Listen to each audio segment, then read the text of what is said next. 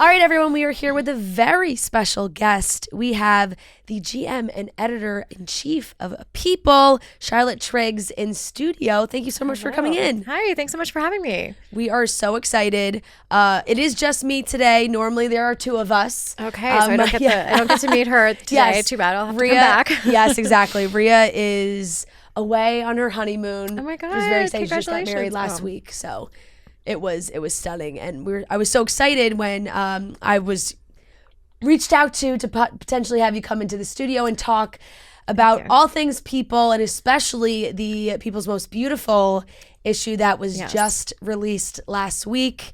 Can you talk a little bit about that issue and your beautiful cover star? Yes. So this is a fun issue. We've done it for 36 years. It's one of our big franchises that we do every single year. And I was super excited because this is my first year as editor-in-chief to have I think the ultimate choice on the cover. We had Demi Moore as World's Most Beautiful.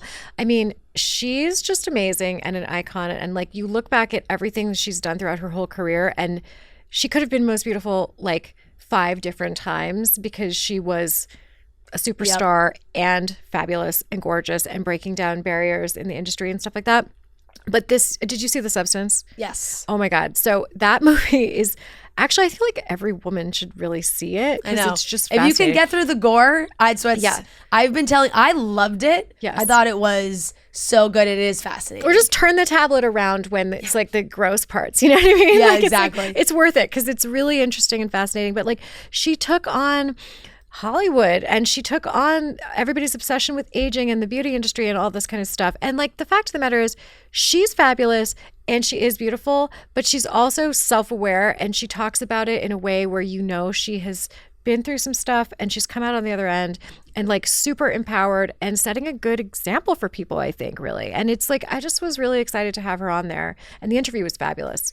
Yeah, I think that she really was the perfect person for also that role in that movie, because she has her journey has gone, there's so many ups and downs, and she has been so beautiful in every decade, but people have always scrutinized her looks, and like, I feel like you get into that movie and it just spun it so well, and it was really like made you for think about her it practically. It really, I mean, literally, totally, completely.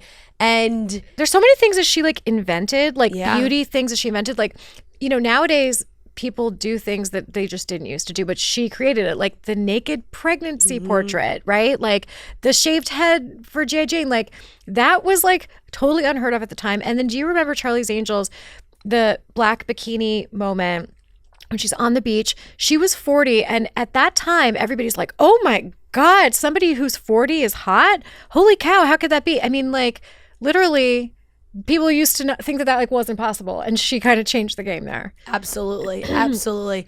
And everyone, I think, just has been feeling that and seeing that, especially because she has done all these carpets and promoting the movie, and it's winning awards for it and everything. So it's like, wow, she is timeless. What's the like process like for you guys when you have to choose the cover star for this special edition? Yeah, so I mean, we started a few months ago. When I first got into the role of editor-in-chief in January, I basically kind of called together the team to start really thinking about this. And I sent out an anonymous survey to our staff. I sent it to everybody, and I did not collect emails because I wanted people's truthful opinions. Like, give us all your thoughts. Like, what did you think about the stuff we've done? What do you think is good, not good? Like, what are your ideas about who should be on there? And then we pulled together a room of stakeholders, and like, I've got like everybody, we make a bunch of products, right? We've got a magazine, but we also have a website, YouTube, social, we've got a brand new app. So like all these various people, I always bring my assistant, Brendan, in. He's my like Gen Z whisperer, and he'll give it to me real on the side and just get their opinions on stuff. And really everybody across the board was like, this is her year. She is where it's at. We want Demi. And we're so lucky that, she was into it. And the shoot was just so amazing. Do you guys ever put any certain guidelines or like, hey, we want someone in this age range or this before you do it, or you kind of gather all possibilities? I guess it's not like we don't necessarily think about it like programming to fill certain things, but on a rolling basis, we want all kinds of stories. So like if last year we had the opposite of that. I mean, you know what I mean? Like, you want to make sure that you're telling all kinds of stories and that you have all kinds of people in the zeitgeist represented, but you want to make sure that you're telling the story of the year. So in this case, it was really her without a shadow of a doubt. Right. But yeah, I mean, we're always thinking about wanting all kinds of people in the mix.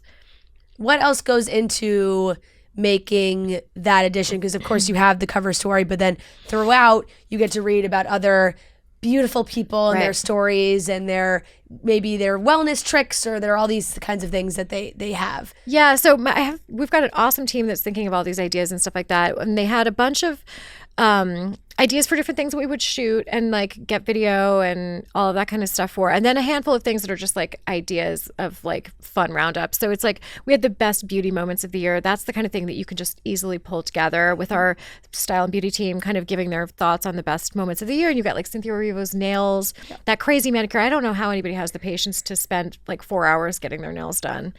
It's not even that. It's just your day-to-day life. How do you do anything? I don't do anything. I never figured that out. I mean, I have long nails and people are always like, oh my God, your nails. Those are quite long. They are long and I've gotten so used to them, but now it's like. Do that times 4. Exactly. And even just texting was such an adjustment for me when they became long. Now I'm used to it. But if I ever cut them short, I'm like, I don't know how to do this. So maybe she's just so used to them. I guess. Maybe now she can't go without them. Right. Like it's like part of her now. But yeah, so stuff like that. And like, you know, like Benny Blanco's eyebrow makeover was sort of like a moment. Like it has to be a little bit funny too, right? Like not just like dead serious.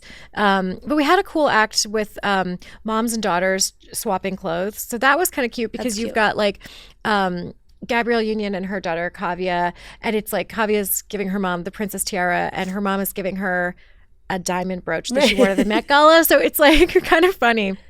You know what I mean? But it's like all different kinds of things, hitting all different kinds of notes, but telling the story of like, you know, beauty trends and just like the fun that you can have with it. Yeah. Yeah.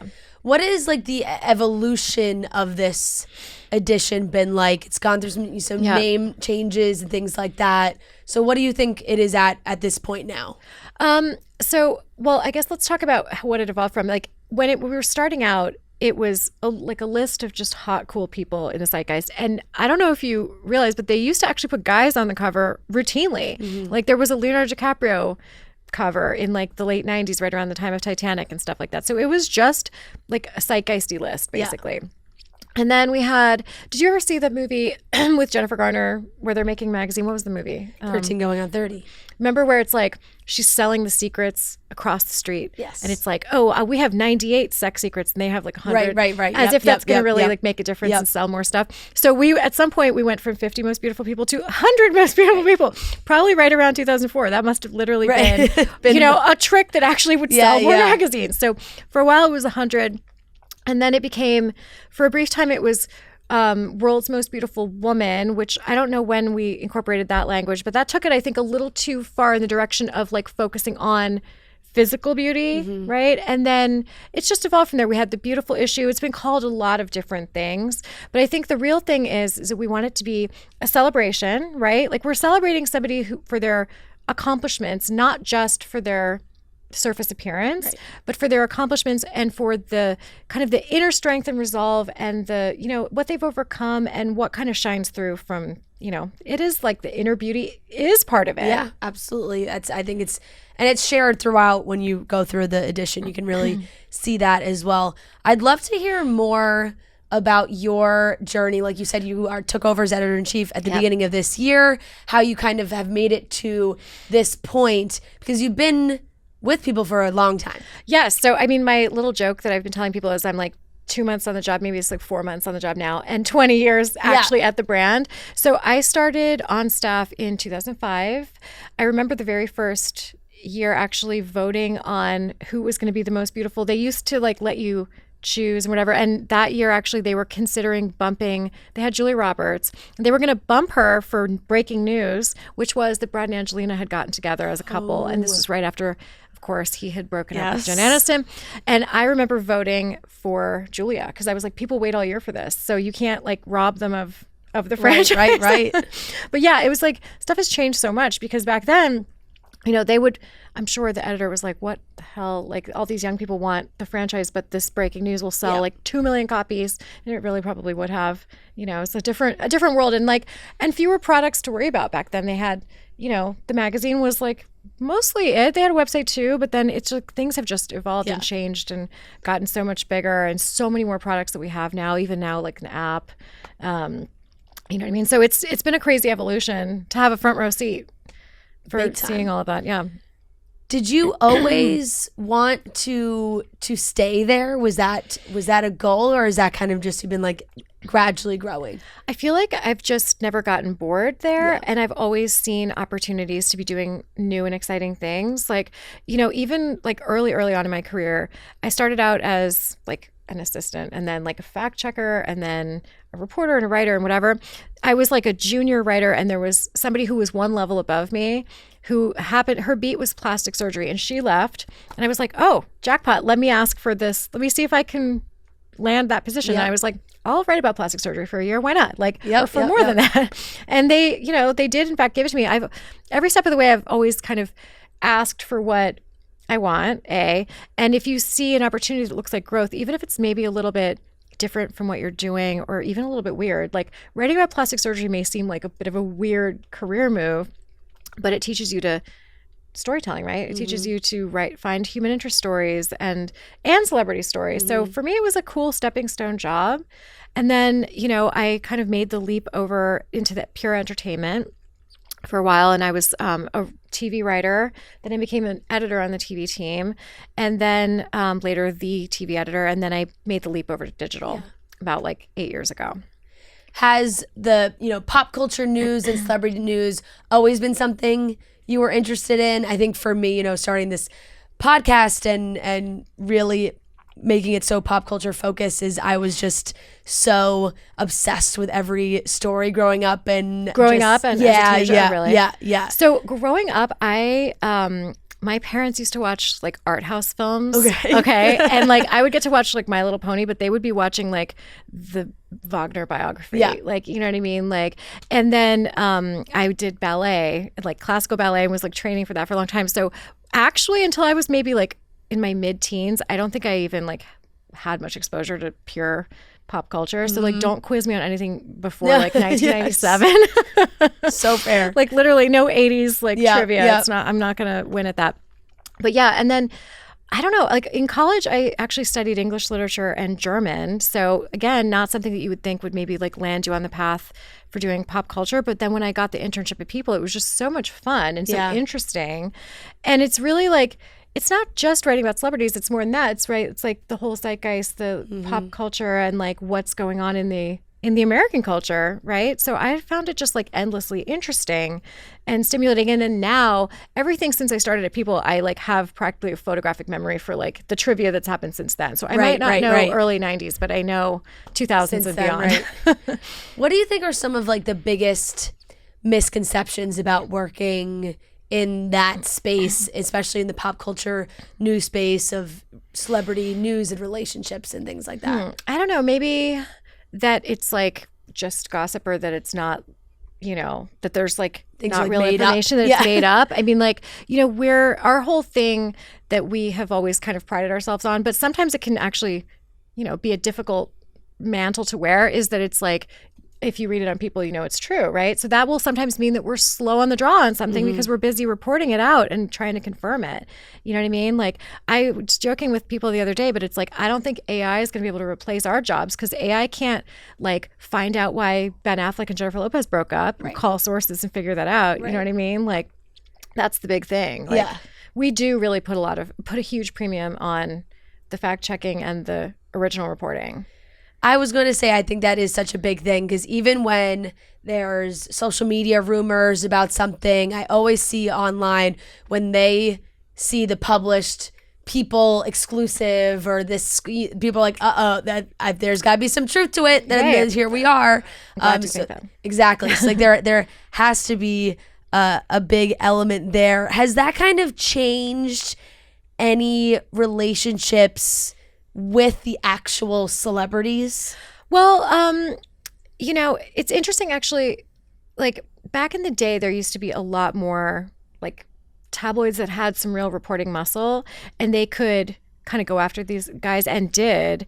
And then we would always be the people that would like call them up and be like, would you like to tell the actual story? Right. And now there is Instagram. People can go on there and can say what they believe. You know what I mean? Like they can say, they can refute something. They can go right to the source. They have their own audiences. But there's also like a million people with a million tiny audiences, right? And we are still here, and we can help people to kind of, I don't know, like coalesce what they're trying to say and really get it out to like a mass audience in a very effective way. We still see when people come and give us like, you know, like the first look at their books, and we run it on the cover, and then it runs online, and we have videos and stuff like that. That sells their books. Right. You know what I mean? Like people are seeing this, and they like, to the point that you just made, which I'm so glad you said, like people believe it when they read it. So it's like, we're there to help. You know what I mean? So it's like, we of course want to know what's going on, but we want to know the real information. We're not here to be blowing up somebody's life and making shit up. Pardon my French. Totally fine. You can say whatever you want here. As someone that has been there for that many years and have seen the transformation, what has been some of the biggest, you know, physical magazine to digital media kind of changes that you think people has had to make to stay relevant? I mean, it's been a huge evolution. It's like back in the day, you would, like if the main goal was to sell copies on the newsstand, you could just pull together a story from like a million different sources, like, you know, real information, but calling up all kinds of people. You didn't necessarily have to have anybody's cooperation, and you could pull together a really compelling story, and it would sell like a lot of copies, like almost 2 million copies on the newsstand. Nowadays, it's like that can be a really effective thing that we do when there's like a really meaty story and like you're just not getting anything, and it's like everybody's dying to know. That we still do that a lot. But you guys know, it's like you need video, you need like all kinds of other assets that you really need to get from having like access to people, right? Like having a sit down. Right. You need people's cooperation. You need the stars to do a million more things than they used to do. It used to be that they would just have to have lunch with you in Beverly Hills or something and then just go home, and they didn't even have to like do anything beyond that. But now we need people, you know, it's just part of the process now is like, you know, you need them to share stuff on social. You need them to like the product that you're making and be enthusiastic about it and tell their own fans to go and like check it out. You know what I mean? So it's just a whole completely different calculus these days. Yeah. What is kind of has that changed the ethos of people? Definitely hasn't changed like the spirit of what we're doing, right? We're like the original like intent of people was to tell stories of extraordinary people doing ordinary things and ordinary people doing extraordinary things. So that mix is super critical. It's not just stars, it's also real people. But like, you know, that still holds true into today. I would say we also maybe sometimes write about ordinary people doing ordinary things. Like, you know, these people fighting on the airplane. Yeah. Like, you know, those stories are interesting and people like them. So it's like maybe that's like a brand extension. Right. Right. Those viral moments where you're just like, what is going on here? But people are fascinated by ordinary people's outrageous behavior sometimes. Exactly. Which is very true. Okay, our last question is sponsored by Armani Beauty. You guys have these beautiful flagpole editions, and I know everyone also loves to discuss Sexiest Man and where that goes. And every year it's the one that when it's launched, it's like, is he the guy? Mm-hmm. What do you all talk about behind the scenes on what you want that conversation to be like, specifically for that issue? Well, obviously we want people to be excited, right? We want people to agree. We shouldn't have to be like proving our case in court. You know what I mean? Yeah. Like it should be pretty evident on its face, right? Yep. Like, and it needs to be fun. Like if Beauties is maybe a little bit earnest because you're telling a story about like resilience and strength and beauty, but Sexiest Man is fun and it's pure fun. So it needs to just be a little bit more lighthearted. I think it's been a little too long since we've had a guy with his shirt off on the cover. Don't you? I sure do. I sure do. That's one of my goals. These are the changes we would like to see. Totally. I feel like it's an attainable goal, right? Like Absolutely. People want to be Sexiest Man alive. Look, as somebody, I mean, I think anybody that puts that much time and work into taking care of themselves to look like that, they're going to say, I look like this because I worked really hard to look like this. They're not doing it for not an audience, right? Exactly. As much as you're like, oh no, I look good, feel good, which is, you know, very true, but you You're working for show something. it there. off. Exactly. Let us see all that hard work in action. Right. Well, you know what? That could be really something to look forward to. Well, I hope that comes to light because I'm gonna make sure that we deliver on that. Yeah. I think I have some names in my mind who would definitely, I feel like would participate in that. I'll have to get your suggestions. Yeah. For sure. I've got some ideas. Nice. 100% in the studio. But the beautiful, it's stunning. Demi is stunning. I think that was a really great and important choice for somebody who, now is considered older. I'm putting in air quotes. Right. Where they see her that way. I was actually, and this is like a tiny anecdote, but I was just listening to Amy Poehler on the Las Culturistas podcast. Oh, cool. And she's fantastic. But she was saying that, she's now in her 50s. And she was like, I feel like there was years ago a different stereotypical timeline for women of, your 30s, your 40s. Mm-hmm. And she's like, my 50s. And then you're done, right? Yeah. But they're not anymore. My 50s are amazing, and I love them, and there should be a new definition for that era. Totally. And I think, even just Demi being on this cover, I think totally shows that. So great. Yeah. Well, I'm so glad you liked it. I did. It was amazing.